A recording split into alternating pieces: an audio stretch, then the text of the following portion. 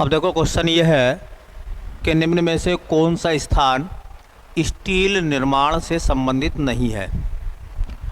पहला ऑप्शन आ रहा है जमशेदपुर झारखंड में, उसके बाद है बर्नपुर पश्चिमी बंगाल वाला, झरिया झारखंड, दुर्गापुर पश्चिमी बंगाल। तो इनमें से कौन सा ऐसा है जो स्टील के निर्माण से संबंधित नहीं है। चार विकल्प हैं आपके सामने। तो स्टील के निर्माण के संबंध में कौन सा जो है वो सही नहीं है। देखो, ये जो झरिया है ये कोयले के लिए फेमस है। झरिया किसके लिए फेमस है? कोयले के लिए। तो इसका संबंध स्टील के निर्माण से नहीं है। ठीक है, इसका मतलब ये हुआ कि जमशेदपुर, बर्नपुर और दुर्गापुर, ये तीन के तीन प्लांट जो हैं वो स्टील से संबंधित है, अर्थात यहाँ स्टील का उत्पादन होता है। ठीक है, एक हेडिंग बना के चलेंगे, उस हेडिंग का नाम होगा भारत में स्टील या इस्पात निर्माण के कारखाने। हेडिंग का नाम हो जाएगा भारत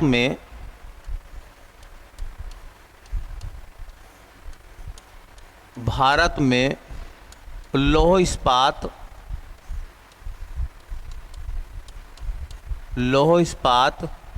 के कारखाने।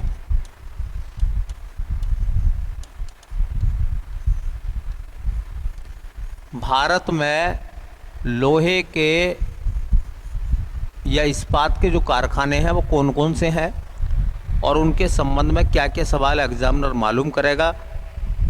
इस स्टेप को थोड़ा सा अच्छे से समझिए, यहाँ से अक्सर सवाल पूछे जाते हैं। कारखानों की बात चल रही है तो पहला कारखाना है बंगाल आयरन वर्क्स। पहले कारखाने का नाम है Bengal iron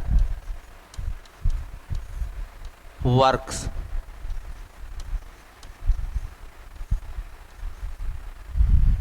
Bengal iron works ये पहला कारखाना है।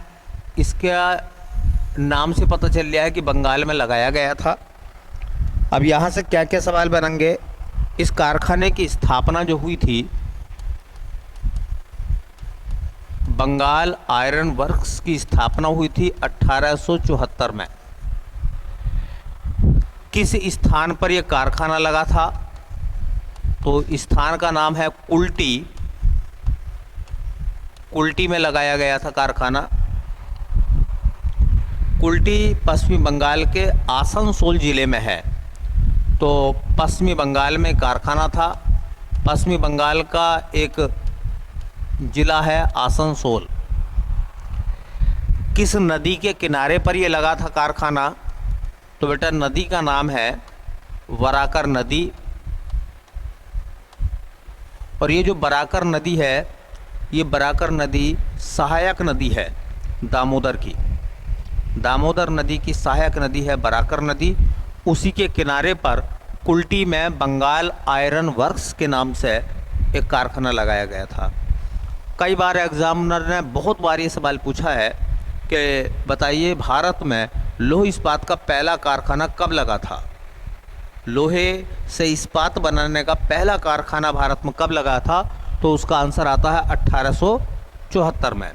यह भारत का पहला लोह इस्पात कारखाना था। यह भारत का प्रथम लौह इस्पात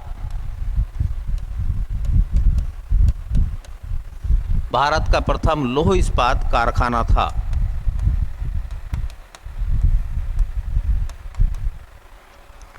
तो ये क्वेश्चन कई बार एग्जामिनर ने मालूम करा है कि बताइए भारत का इस्पात का पहला कारखाना कब लगा था। तो आंसर याद रखें 1874 में लगा था। कहाँ लगा था? कुल्टी में लगा था। और कुल्टी जो है पश्चिमी बंगाल के आसनसोल ज़िले में है। इसके बाद भारत में दूसरा कारखाना लगा, उसका नाम है Tata iron and steel company, Tata iron and steel company दूसरा कारखाना टाटा आयरन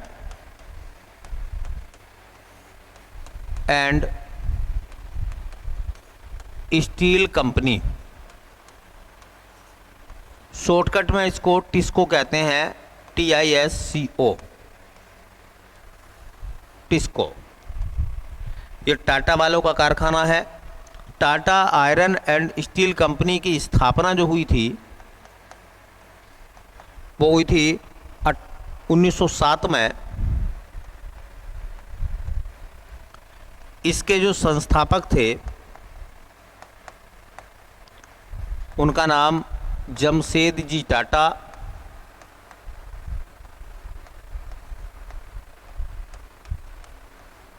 जमशेदजी टाटा। किस स्थान पर यह कारखाना लगा, तो स्थान का नाम या तो साक्षी गांव था, अगर साक्षी नहीं कह रहे हो तो इसी को आज बोलते हैं जमशेदपुर, जमशेदपुर। और ये जमशेदपुर पड़ता है झारखंड में, पहले बिहार में लगता था, झारखंड में है। देखो, यह भारत का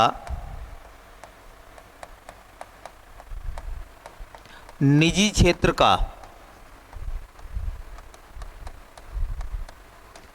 क्षेत्र का सबसे बड़ा कारखाना है, सबसे बड़ा कारखाना है। निजी क्षेत्र का मतलब है प्राइवेट सेक्टर में जो सबसे बड़ा कारखाना है वो टाटा वालों का है। आपने बस देखी होंगी, ट्रक देखे होंगे, है ना, उन पर टाटा लिखा हुआ होगा, ठीक है। तो टाटा का कारखाना है वो, और जमशेदपुर में है। इसलिए कई बार एक क्वेश्चन पूछा जाता है कि Tata iron and steel works Jamshedpur में है, तो जमशेदपुर को और क्या कहा जाता है। एक सवाल आता है, भारत का पिट्सबर्ग, या तो ये मिलेगा, या भारत में इस्पात नगरी, भारत की इस्पात नगरी, या फिर क्वेश्चन पूछा जाता है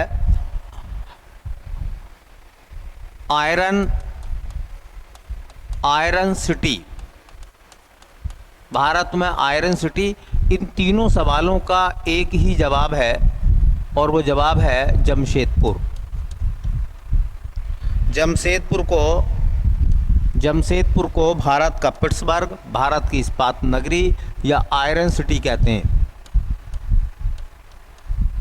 जमशेदपुर। तो भारत में निजी क्षेत्र का जो पहला आयरन का कारखाना खुला उसका नाम है, किस नदी के किनारे पर यह कारखाना लगा था, तो नदी का नाम है स्वर्ण रेखा नदी। जिस नदी के किनारे पर यह कारखाना लगा था उस नदी का नाम है स्वर्ण रेखा नदी।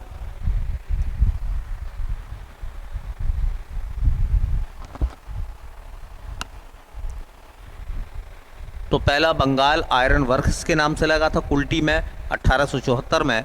दूसरा कारखाना निजी क्षेत्र में लगा 1907 में, जिसका नाम था TISCO, Tata iron and steel company. आज भी ये कारखाना काम करता है और बड़े पैमाने पर लोहे का या इस्पात का उत्पादन करता है। ऐसी भारत में एक कंपनी बनी इस्पात की, उसका नाम था भारतीय लौह इस्पात कंपनी। तीसरा कारखाना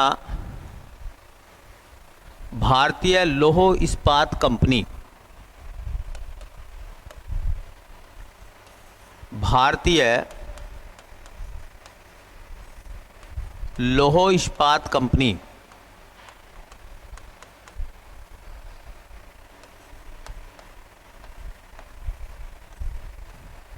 इसे कहते हैं इसको, ISCO। इसे कहते हैं IISCO, Indian iron and steel company. वो टिस्को था, ये इसको है, Indian iron and steel company, इसको। इसको की स्थापना 1918 में हुई थी।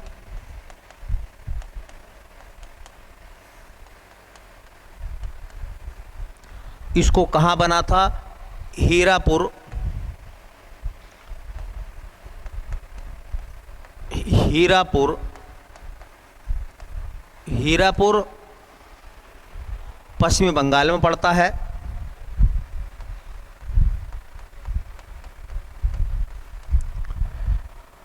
किस नदी के किनारे पर इसकी स्थापना हुई? तो नदी का नाम है दामोदर।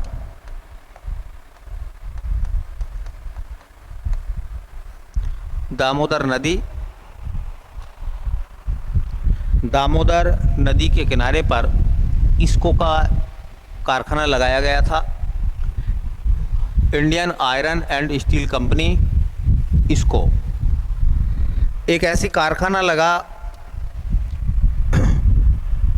मैसूर आयरन, चौथा कारखाना Mysore iron and steel works,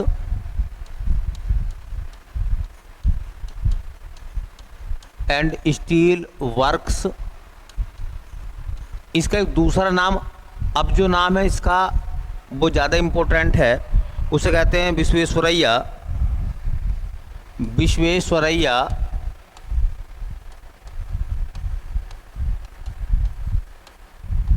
Visvesvaraya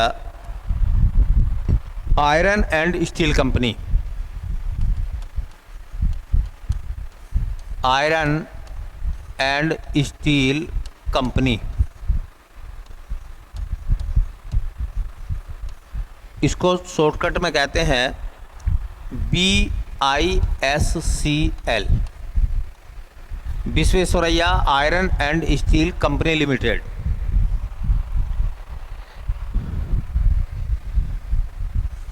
इस कारखाने की स्थापना कब हुई थी? तो ये कारखाना लगा था 1923 में।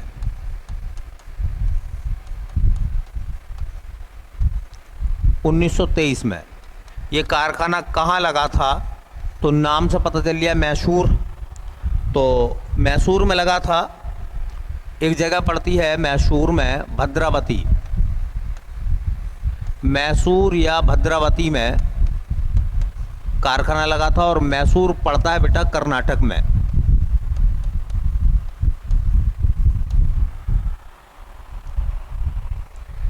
कर्नाटक में लगा था। किस नदी पर लगा था?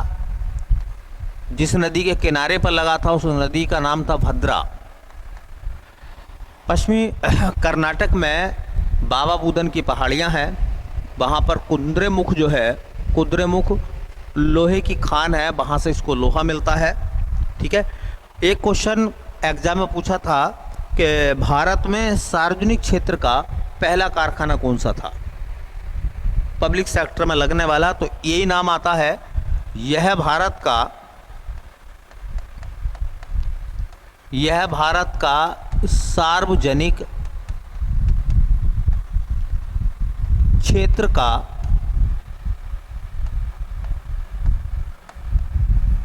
प्रथम कारखाना था। भारत का सार्वजनिक क्षेत्र का पहला कारखाना Visvesvaraya iron and steel company.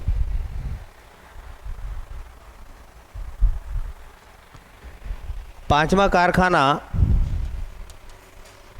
जो लगा उसका नाम था स्टील कॉरपोरेशन ऑफ इंडिया।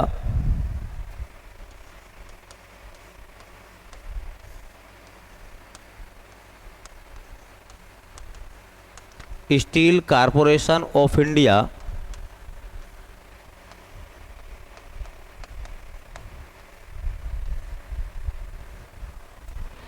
ये कारखाना 1937 में लगा था। इसकी स्थापना हुई थी 1937 में। कहाँ लगा था? तो बेटा ये कारखाना लगा था वर्नपुर में, और वर्नपुर भी जो है वो पश्चिमी बंगाल में था, या पश्चिमी बंगाल में है। बाद में चल के जब आज़ाद हो गया भारत तो 1953 में इसका इसको में विलय हो गया था। 1953 में इसका इसको में विलय,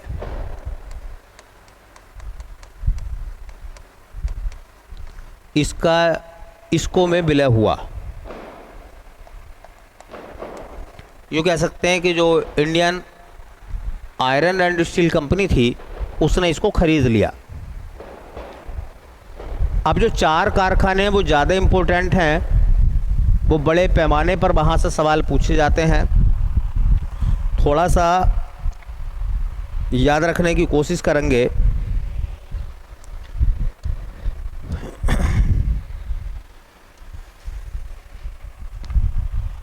एक कारखाने का नाम है भिलाई इस्पात संयंत्र।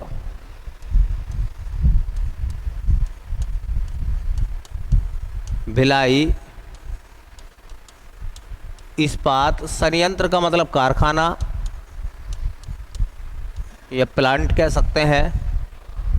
तो पहली बात तो इस तरीके से सवाल पूछेंगे कि जो भिलाई का कारखाना है वो किस राज्य में है।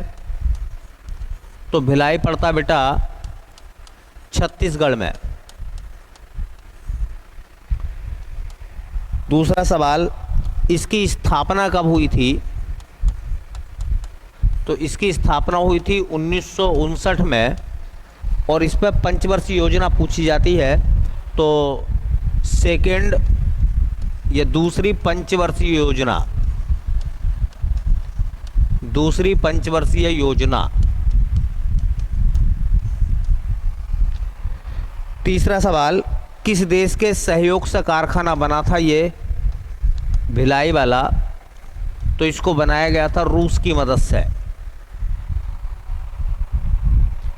रूस की मदद से।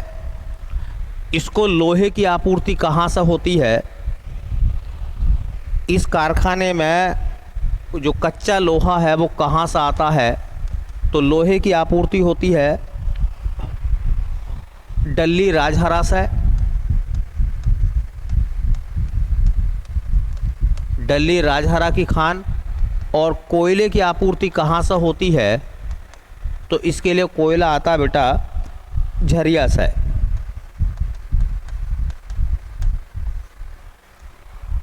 तो ये भिलाई इम्पोर्टेंट है, याद रखें। भिलाई छत्तीसगढ़ में है। दूसरी पंचवर्षीय योजना में इसको बनाया गया था। रूस की मदद से कारखाना लगा था हमारा, और यहाँ भी स्टील बनाने का काम बड़े पैमाने पर होता है। इसके बाद में एक कारखाना लगा राउरकेला।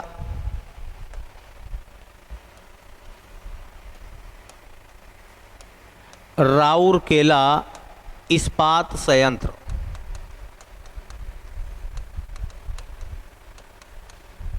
राउरकेला इस्पात संयंत्र किस राज्य में है राउरकेला? तो राज्य बेटा उड़ीसा। इस कारखाने की स्थापना कब हुई थी? तो 1959 में ही हुई थी। और सेकंड पंचवर्षीय योजना, उसको ऐसे भी लिख सकते हैं आप, सेकंड 5 ईयर प्लान। FYP का मतलब होता है 5 ईयर प्लान, पंचवर्षीय योजना। किस देश की मदद से ये कारखाना लगा था? तो सहयोग किस देश का था? तो सहयोग इसमें लिया गया था जर्मनी का। जर्मनी के सहयोग से ये कारखाना लगा था। लोहे की सप्लाई कहाँ से होती है? तो लोहा आता है क्योंझर से। और कोयले की आपूर्ति होती है झरिया से।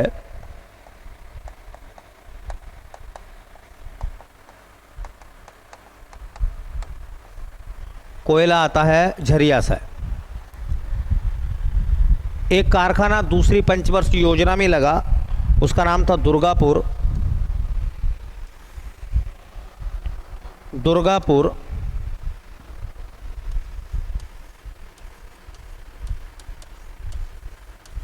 दुर्गापुर इस्पात संयंत्र।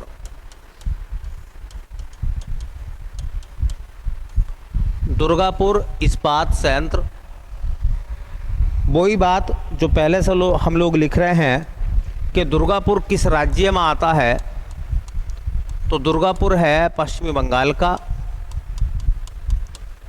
ये कारखाना किस समय लगा था, इसकी स्थापना कब हुई थी, तो दूसरी पंचवर्षीय योजना में 1959 में सेकंड पंचवर्षीय योजना। पंचवर्षीय योजना ये आपको याद रखनी है, और ये सवाल पंचवर्षीय योजना या किस देश की मदद से कारखाने लगे हैं उस पर ही सवाल पूछा जाता है।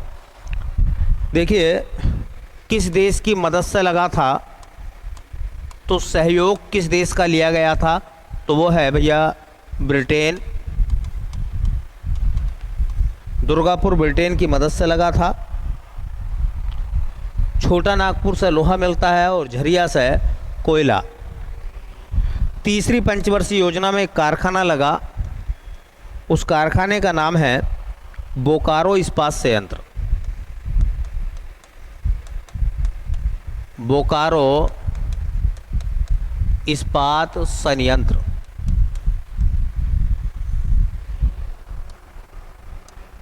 ये कारखाना कब लगा था, मतलब किस राज्य में, पहले तो ये देखेंगे, तो ये झारखंड में है। ये कारखाना कब लगा था, इसकी स्थापना कब हुई थी, तो तीसरी पंचवर्षीय योजना में 1964 में। थर्ड 5 ईयर प्लान किस देश की मदद से लगा था, तो जिस देश ने सहयोग करा था उस देश का नाम था रूस। रूस की मदद से लगा था ये। दो एक नाम वैसे नोट कर लीजिए, इम्पोर्टेंट है वो। अगर पूछेंगे कि पारादीप इस्पात संयंत्र कहाँ है, पारादीप इस्पात संयंत्र, तो वो है बेटा उड़ीसा में। जैसे ही सवाल पूछा गया था जमशेदपुर, बर्नपुर, दुर्गापुर। ऐसी है विशाखापट्टनम इस्पात संयंत्र कहाँ है,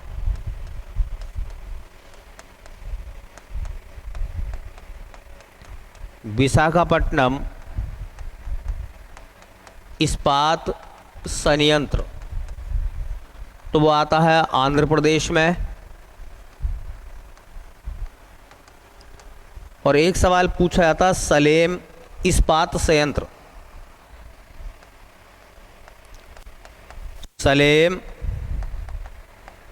इस्पात संयंत्र, ये इम्पोर्टेंट है, और ये आता है तमिलनाडु का। सलेम तमिलनाडु में है, विश्वेश्वरैया कर्नाटक में है। ठीक है। सरकार ने बाद में क्या करा, देखिए सरकार ने बाद में ये करा कि जो सरकारी क्षेत्र के, सार्वजनिक क्षेत्र के इस्पात संयंत्र थे, सबको नियंत्रित करने के लिए एक प्राधिकरण बनाया। उसको नाम दिया गया सेल। उसको नाम दिया गया सेल। हिंदी में कहते हैं भारत इस्पात प्राधिकरण। भारत इस्पात प्राधिकरण,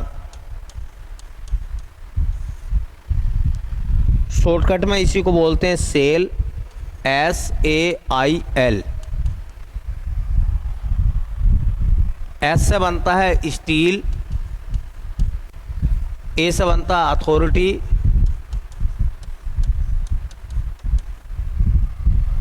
ऑफ इंडिया लिमिटेड।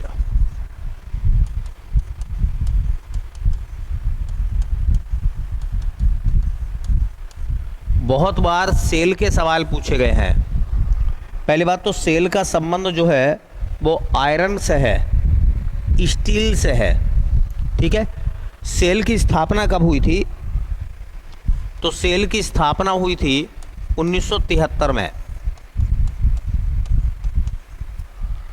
सेल का मुख्यालय कहाँ है?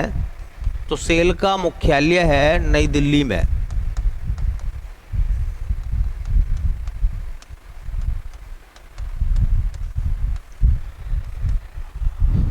सेल क्या काम करता है भाई?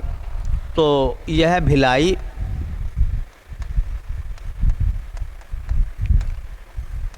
Coma Durgapur, comma Bokaro, comma Rourkela,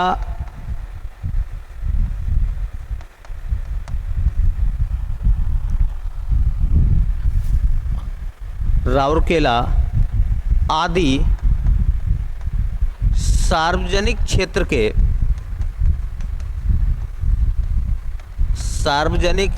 के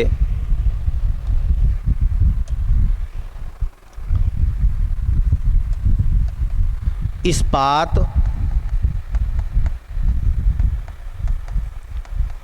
संयंत्रों को नियंत्रित करता है।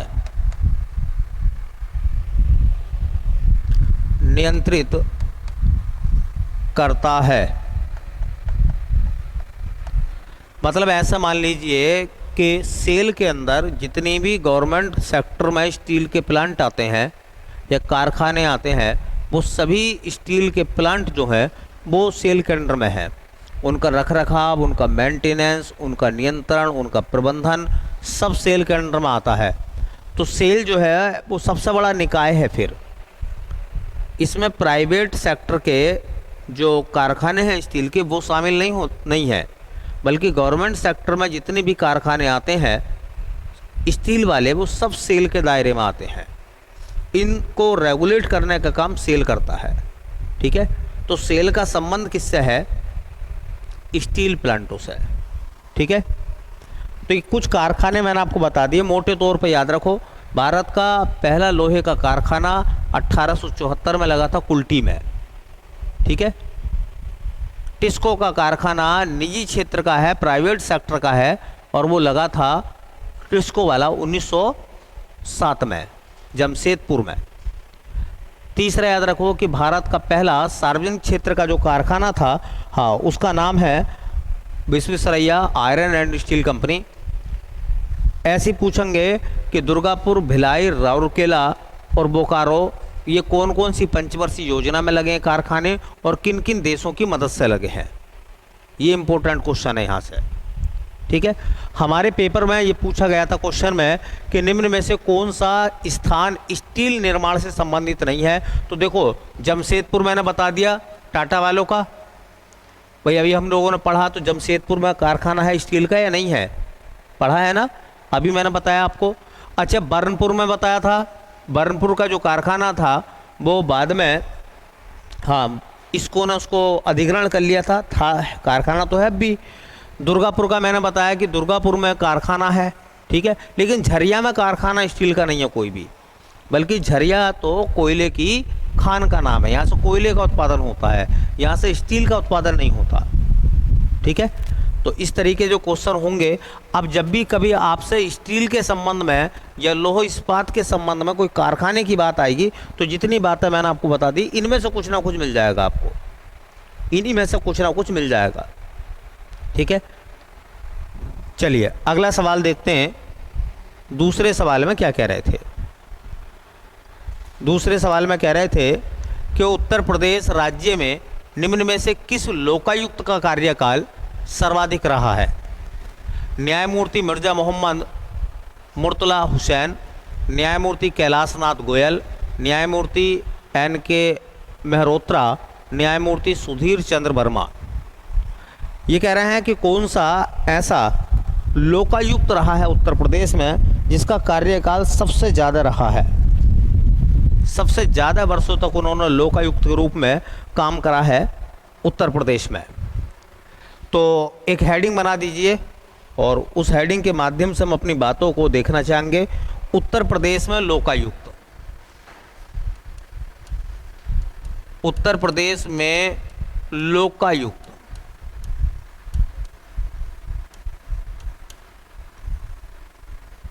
ये हमारा हेडिंग हो जाएगा। उत्तर प्रदेश में लोकायुक्त, ये हेडिंग हो जाएगा।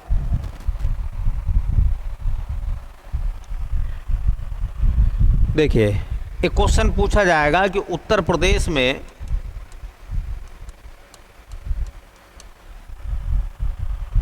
लोकायुक्त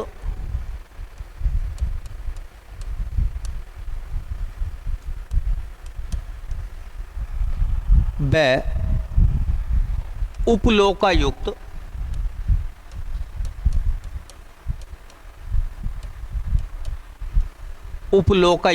अधिनियम कब आया था।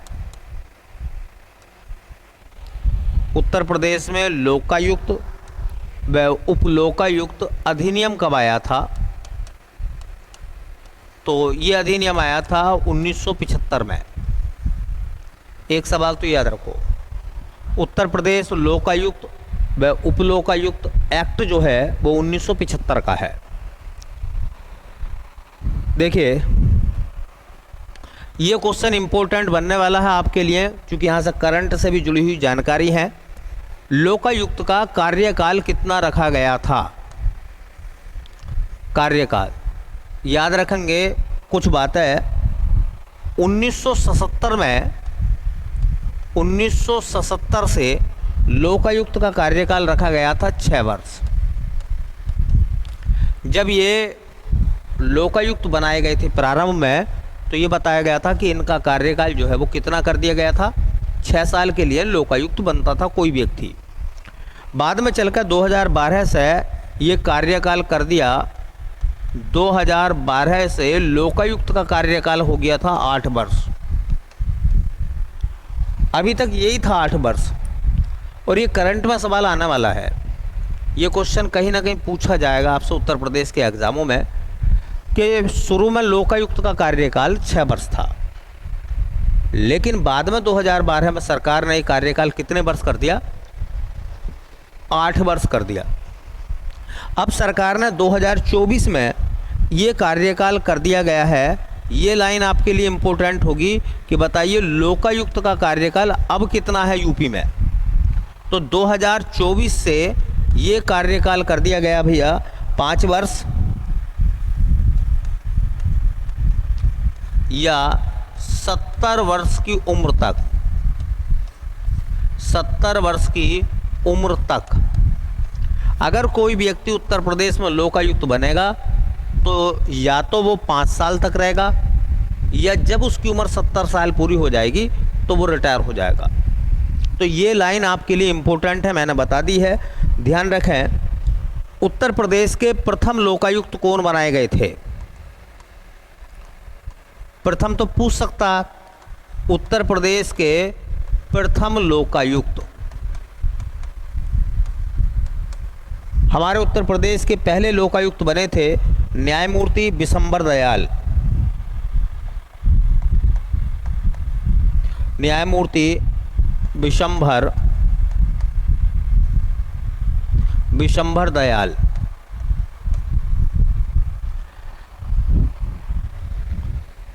देखिए सर्वाधिक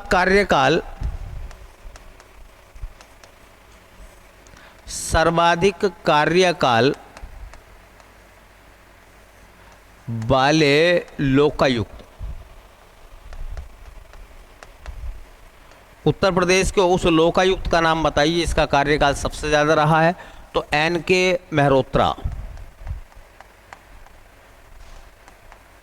एन.के. मेहरोत्रा का कार्यकाल सबसे ज़्यादा रहा है। 2006 से लेकर 2016 तक, मतलब वो 10 साल तक लोकायुक्त रहे हैं। उत्तर प्रदेश के वर्तमान लोकायुक्त कौन है। उत्तर प्रदेश के वर्तमान लोकायुक्त, उत्तर प्रदेश के वर्तमान लोकायुक्त, इस समय लोकायुक्त कौन है यूपी में, तो उनका नाम है संजय मिश्रा, न्यायमूर्ति संजय मिश्रा। न्यायमूर्ति संजय मिश्रा। तीनों सवाल इंपॉर्टेंट हैं। देखिए उत्तर प्रदेश में लोकपाल अधिनियम आया था 1975 में। लोकपाल का कार्यकाल शुरू में रखा गया 6 साल, बाद में बढ़ा के कर दिया 8 साल, और 2024 में अभी इसी वर्ष ये प्रावधान आया है कि लोकायुक्त का कार्यकाल 5 साल होगा या 70 साल की उम्र तक होगा। ये इंपॉर्टेंट लाइन है, पूछी जा सकती है। उत्तर प्रदेश के पहले लोकायुक्त बनाए गए थे न्यायमूर्ति विशंबर दयाल। सबसे लंबा कार्यकाल जिनका रहा लोकायुक्त के रूप में, उनका नाम रहा न्यायमूर्ति NK मेहरोत्रा। और इस समय उत्तर प्रदेश में लोकायुक्त कौन है? संजय मिश्रा। ये नाम आपको याद रखने हैं सब। लोकायुक्त आपने सुना होगा, सेंट्रल गवर्नमेंट में एक नाम आता है लोकपाल। लोकपाल आता है जो भ्रष्टाचार की जांच करता है। वैसे ही सेंट्रल गवर्नमेंट में लोकपाल होते हैं भ्रष्टाचार की जांच के लिए, उसी तरह से स्टेट गवर्नमेंट में, राज्य सरकारों में लोकायुक्त होते हैं। और इन लोकायुक्त का काम भी होता है भ्रष्टाचार की जांच करना, भ्रष्टाचार की जांच करना या भ्रष्टाचार को रोकना। ठीक है, चलिए अगला क्वेश्चन देखो। ये लाइन, ये स्टेप यूपी वाला बहुत इंपॉर्टेंट था आप सभी के लिए। ये कह रहे हैं कि भारत का राष्ट्रीय चिन्ह कहाँ से लिया गया है? भारत का राष्ट्रीय चिन्ह कहाँ से लिया गया है? गया स्थित बौद्ध विहार से, कलकत्ता स्थित संग्रहालय से, पटना स्थित संग्रहालय से, या सारनाथ स्थित अशोक स्तंभ से। मालूम कर रहे हैं कि बताइए भारत का राष्ट्रीय चिन्ह कहाँ से लिया गया है। ये उसी चिन्ह की हम लोग बात कर रहे हैं जिसमें 4 शेर हैं और चारों तरफ मुंह करके वो खड़े हुए हैं, 4 शेर। ठीक है, तो हेडिंग बना सकते हैं, भारत का राष्ट्रीय चिन्ह, भारत का राष्ट्रीय चिन्ह।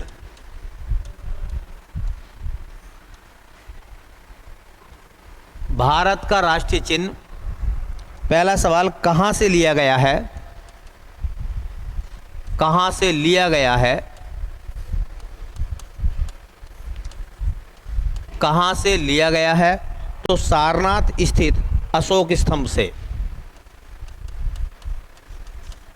सारनाथ स्थित अशोक स्तंभ से। आपको पता होगा अशोक स्तंभ को अशोक की लाट भी कहते हैं। सारनाथ स्थित अशोक स्तंभ से, या इसी को हम अशोक की लाट कहते हैं। इस सारनाथ स्थित अशोक स्तंभ में क्या क्या चीज़ें हैं? तो इसमें देखिए 4 शेर हैं जो चारों तरफ मुंह करके खड़े हुए हैं, है ना। और क्या क्या है इसमें देखिए, बताया जाता हाथी है, नीचे घोड़ा है, सांड है और सिंह।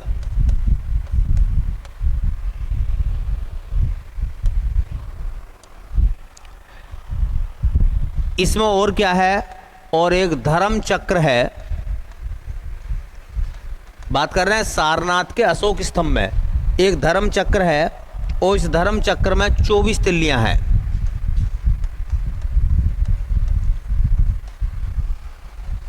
धर्म चक्र में कितनी तिल्लियां हैं? और आपको पता होगा इसी के नीचे, हाँ, सत्यमेव जयते लिखा गया है। सत्यमेव जयते। और ये सत्यमेव जयते कहाँ से लिया गया है?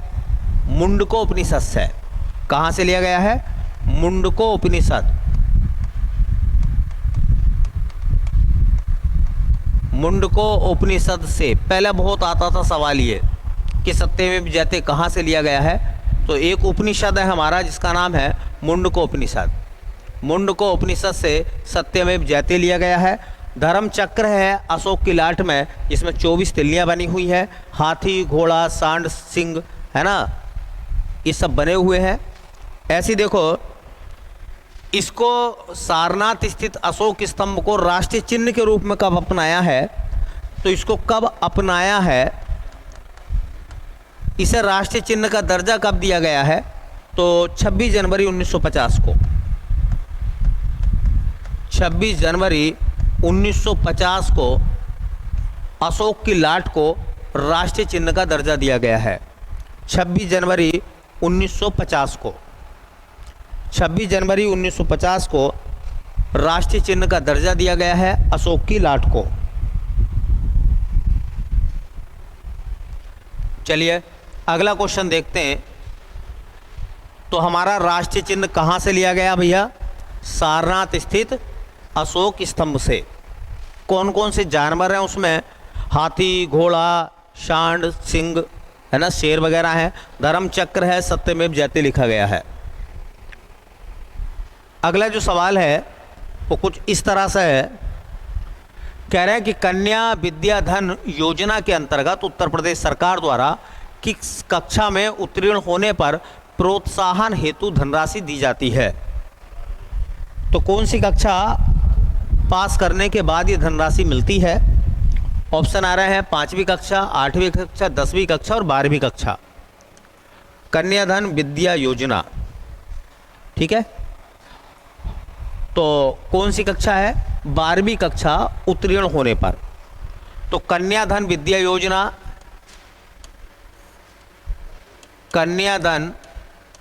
कन्याधन विद्या योजना,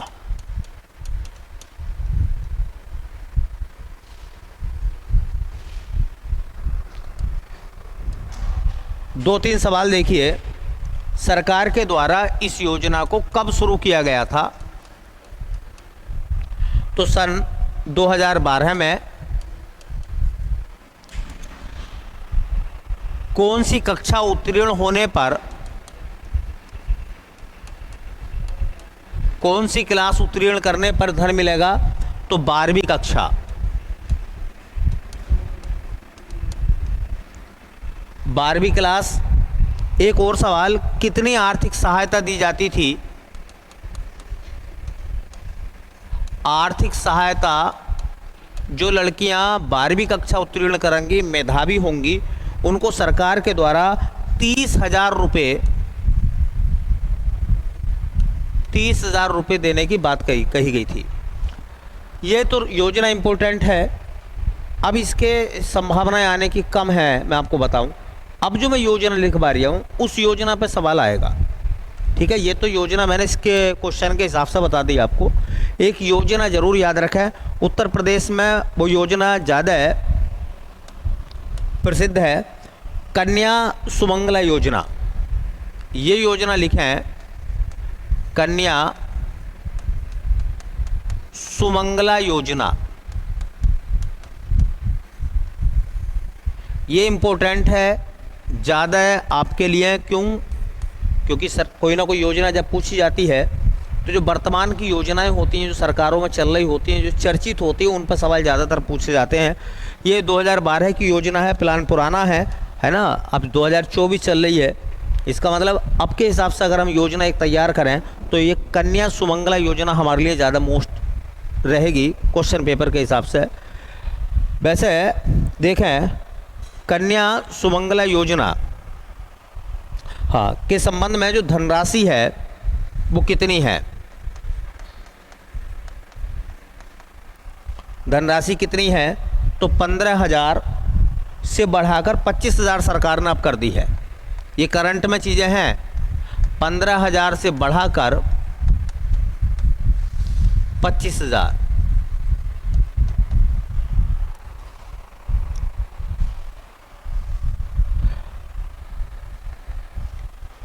यह धन या यह धनराशि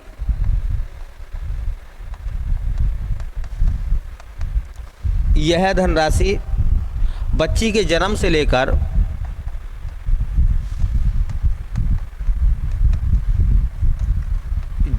लेकर ग्रेजुएशन की पढ़ाई तक,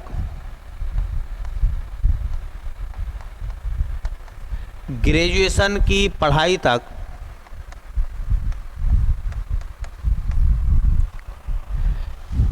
6 हिस्सों में दी जाएगी।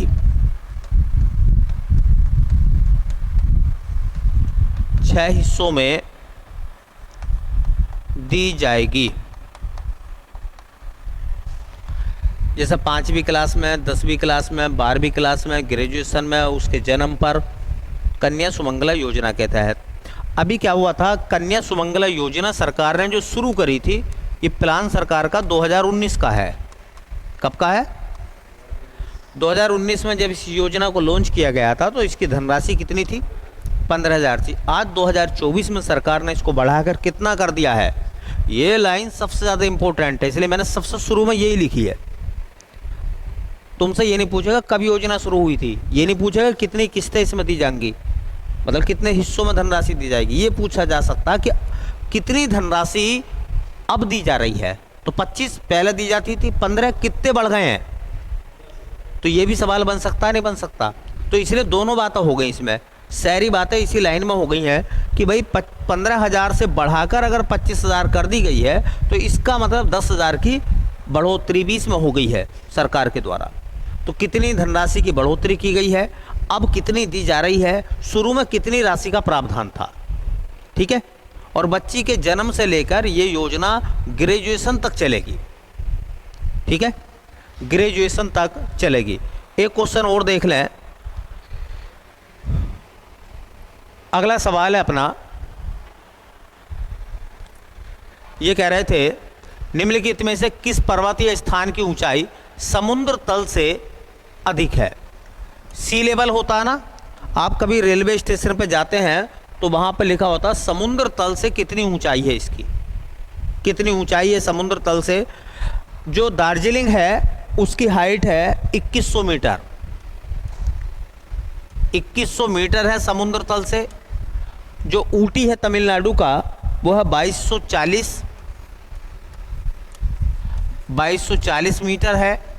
शिमला की बात अगर हम करें तो वो 2200, हाँ शिमला जो है वो 2276 मीटर है। और हम बात करें डलहौजी की तो ये 1970 मीटर है। अब इस हिसाब से लगा लो समुद्र तल से सर्वाधिक ऊंचाई पर कौन सा है। अच्छा बताओ, दार्जिलिंग जो है वो किस राज्य में है? पश्चिमी बंगाल में, चाय के लिए फेमस है। अच्छा ऊटी कहाँ है? तमिलनाडु में है ऊटी, ये भी याद रख लो थोड़ा सा। शिमला तो जानते ही हैं कहाँ है, हिमाचल प्रदेश में, हिमाचल में है। अच्छा डलहौजी नगर कहाँ है? हिमाचल प्रदेश में। डलहौजी कहाँ है? हिमाचल प्रदेश में, ठीक है। तो अब इस हिसाब से बताओ कि समुद्र तल से सर्वाधिक ऊंचाई पर कौन सा है, बताओ। शिमला हुआ नहीं हुआ? समुद्र तल से सर्वाधिक ऊंचाई पर कौन सा है? शिमला है, ठीक है।